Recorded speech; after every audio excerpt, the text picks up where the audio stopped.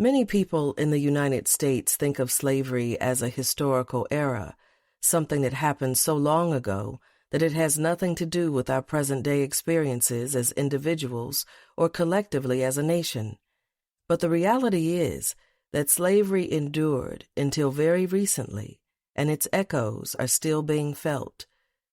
My father's grandmother, Julia née Wright Hines, was born an enslaved child in the unincorporated small town of Whatley, Georgia, in 1858. For almost 5 years, until the Emancipation Proclamation was issued on January 1st, 1863, she was legally identified as chattel. The law of this land did not consider her to be human.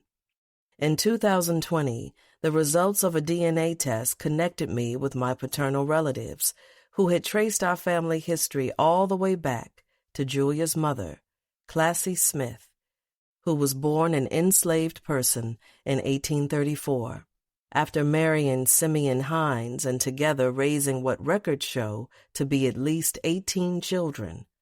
Julia lived a long life and died at the age of 94 in August 1952.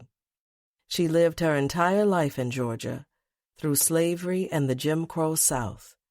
She never experienced full freedom.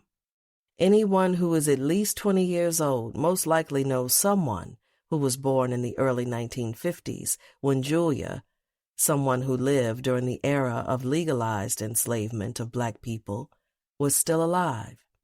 This is living memory. History is not simply the study of past events.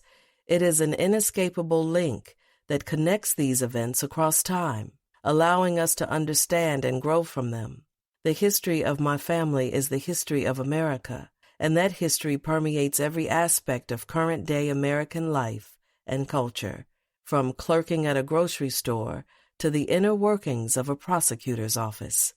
When I began my career as a prosecutor in the office of the state's attorney for Baltimore City in my 20s, Black people in my childhood neighborhood often disparagingly told me, "You put Black people in jail for a living."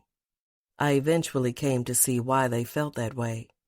The U.S. justice system is in conflict with the purported American ideals of justice and freedom for all, but is consistent with American history.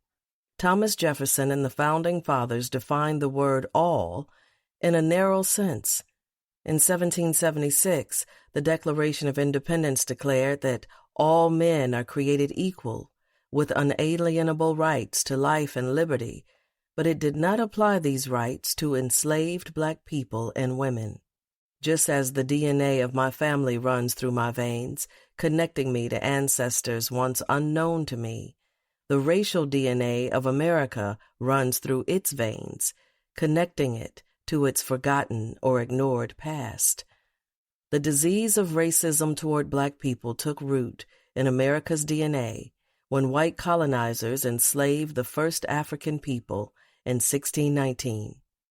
Today, the justice system and prosecutor's office function in exactly the same way they were intended to work when they were founded centuries ago, to imprison and punish Black people.